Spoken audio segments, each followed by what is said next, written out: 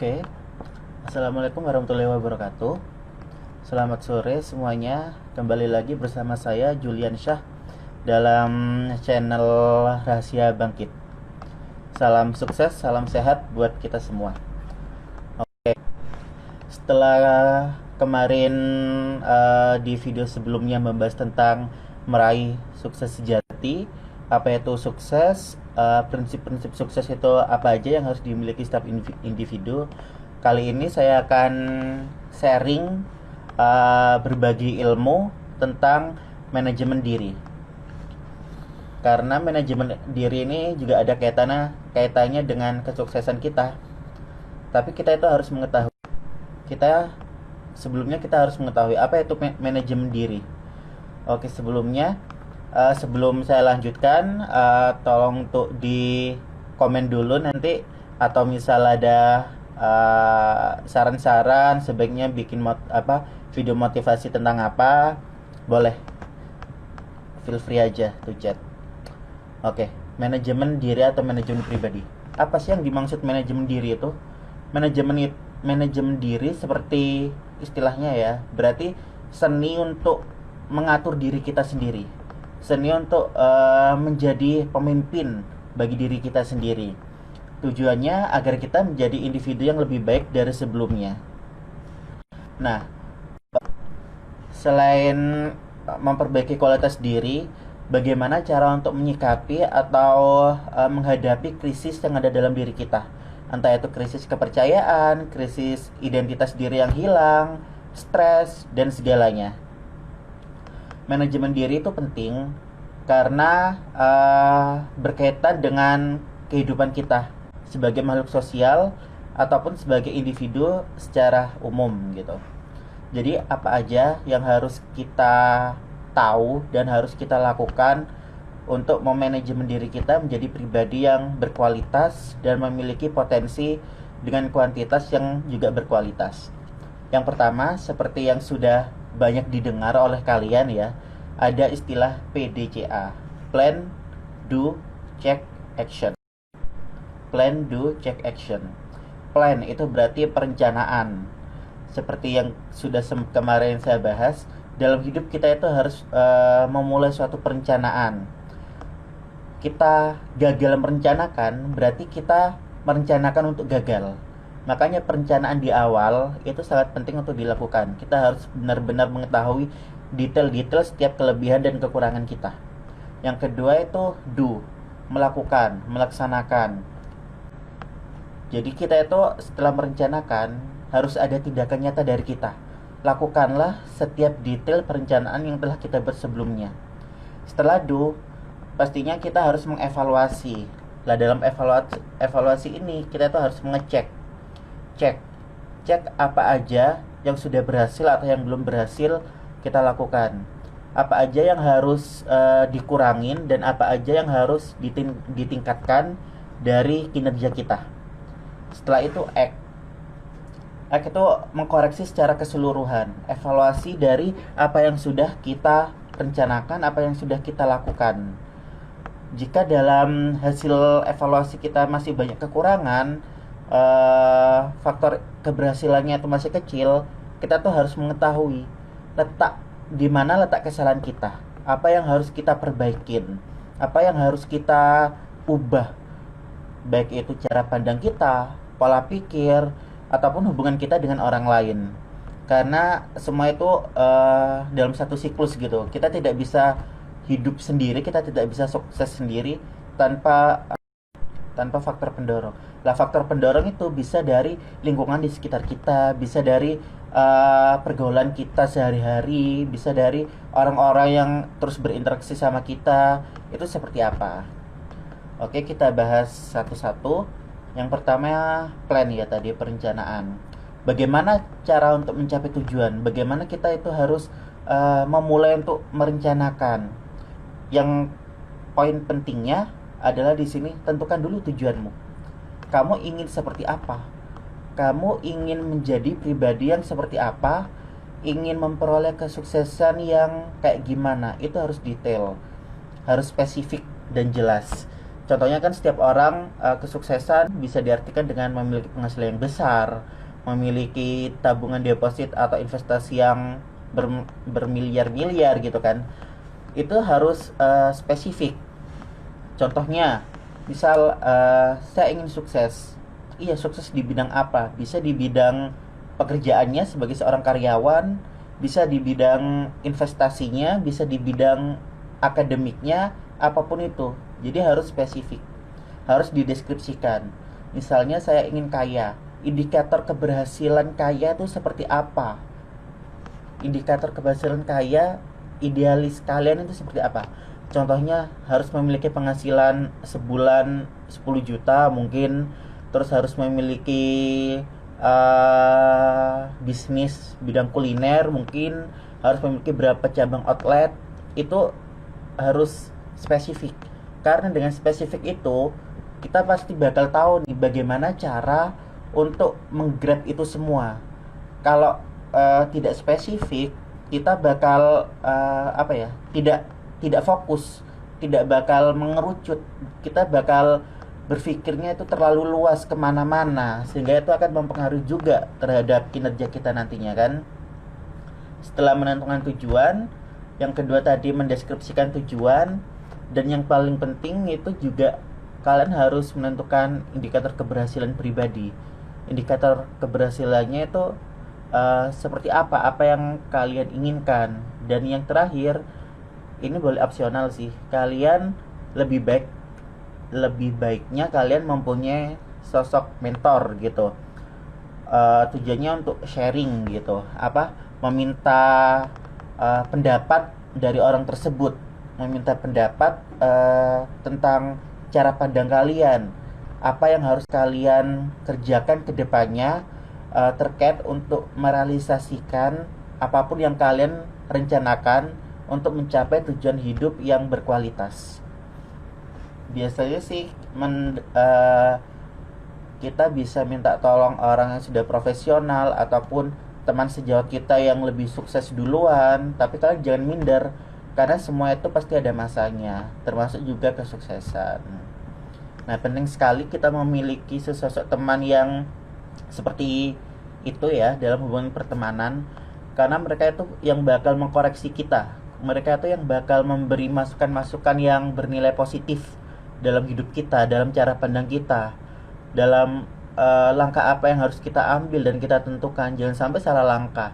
Nah, itulah tujuannya penting untuk benar-benar mencari sosok teman yang benar-benar teman, bukan fake friend gitu kan. Sekarang lagi musim ya, mereka itu ada saat kita berada di atas, setelah kita berada di bawah mereka semua pergi perlahan-lahan. Itu kenyataan, bukan hanya dialami 1-2 orang, tapi kebanyakan orang mengalaminya seperti itu.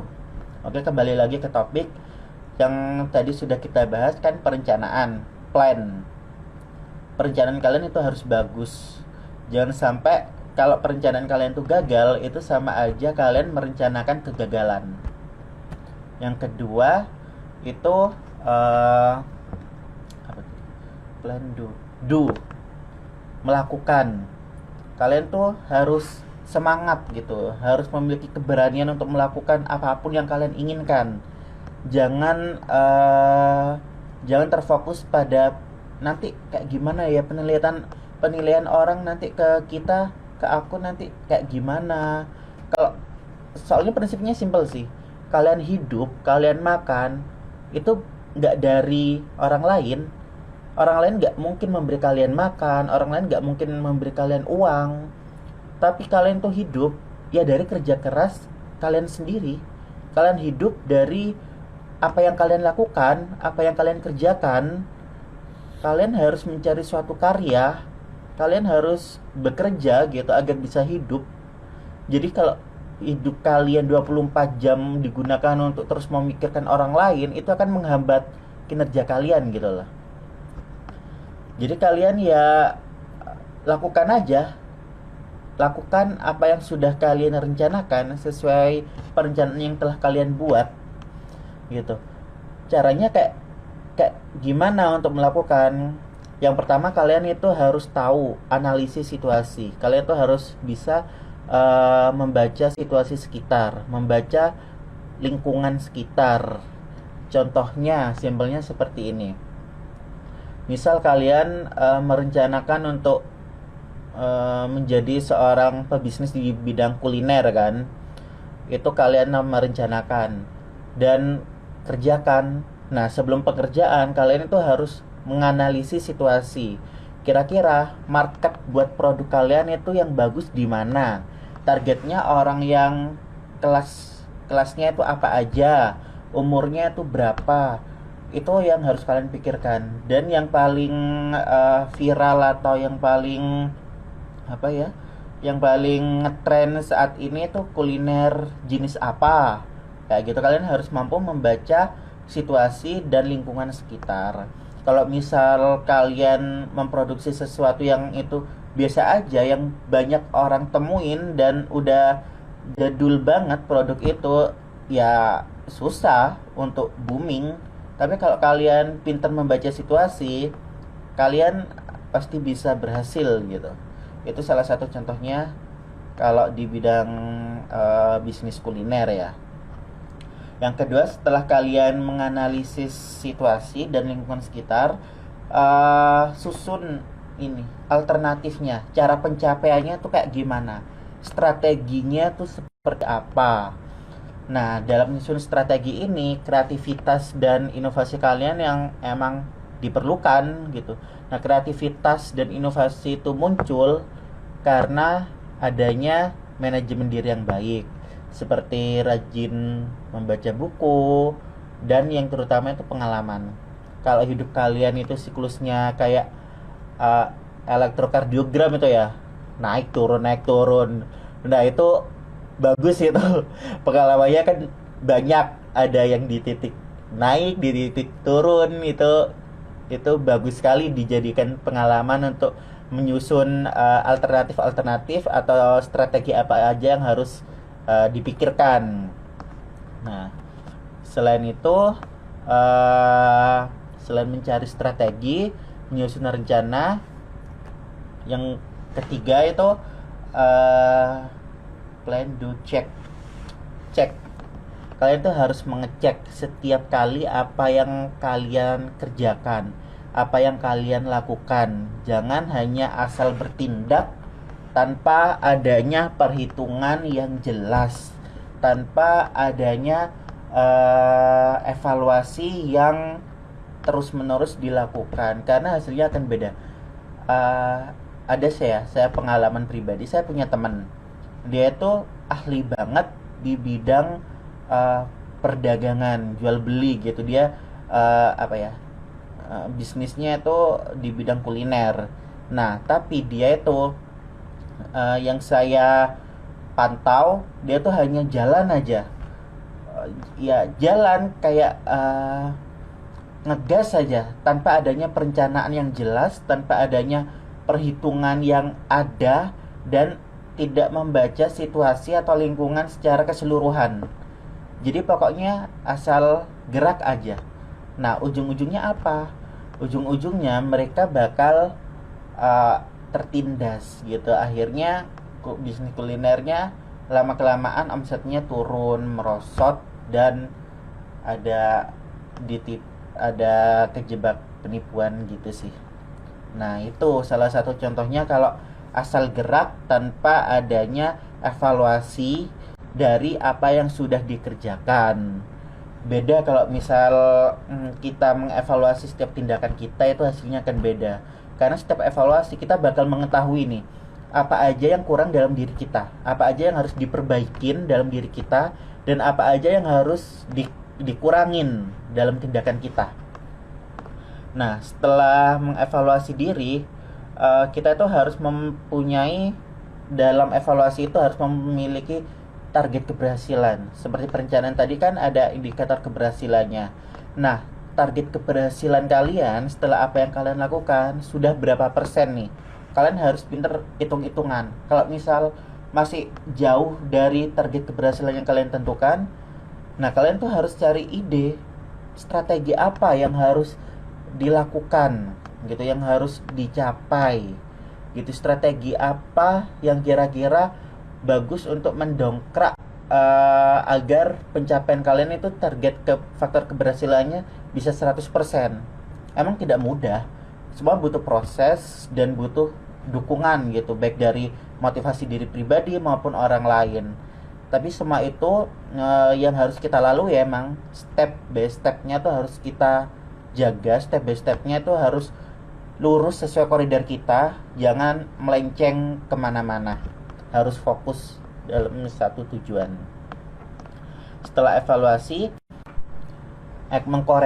setelah evaluasi kita itu harus mengkoreksi. Koreksilah apa yang ada dalam diri kalian dan jangan malu untuk bertanya ke orang sekitar yang terus berhubungan dan berinteraksi sama kalian, yang tahu kalian tuh kayak gimana, kinerja kalian itu yang kayak gimana. Jangan malu untuk bertanya kekurangan kalian apa yang harus diperbaikin, dan kelebihan kalian tuh apa aja yang harus tetap ada gitu. Kebanyakan kan orang zaman sekarang kayak GR kan, merasa dirinya paling wow gitu, merasa dirinya paling segalanya, sehingga tidak butuh masukan dari orang lain kayak gitu. Apalagi yang udah meskipun kalian udah sukses, kalian sudah berhasil mencapai 100% dari target keberhasilan kalian, tapi jangan sekali-kali kalian tidak menghiraukan nasihat dan saran dari orang lain. Karena kesuksesan itu tidak selamanya sukses. Ada kalanya masa itu berganti ke keadaan memaksa kalian untuk merasakan jatuh. Nah, saat itulah kalau kalian banyak masukan dari orang lain, yang pastinya masih masukan yang positif ya, masukan yang membangun, itu bisa dibuat salah satu weapon, alat senjata untuk petualangan kalian ke depannya seperti itu. Jadi meskipun kalian sudah berada di titik tertinggi dalam satu kesuksesan, jangan pernah malu dan jangan pernah berhenti untuk meminta saran dan pendapat dari orang lain. Kayak gitu, teman-teman. Nah, sekian mungkin ya yang bisa saya sampaikan di video singkat ini. Kalau misal ada saran boleh, misal ada komentar atau enaknya buat video yang tentang apa, gak hanya tentang motivasi kehidupan, bisa juga tentang pertemanan gitu mungkin, atau bidang keahlian khusus, misal public speaking, marketing, ataupun bahkan tentang riset. Iya, terserah. Saya akan berusaha untuk melakukan yang terbaik dan terus mengimprovisasi. Oke, mungkin sekian. Salam sukses untuk semuanya, salam sehat, dan salam semangat. Assalamualaikum warahmatullahi wabarakatuh.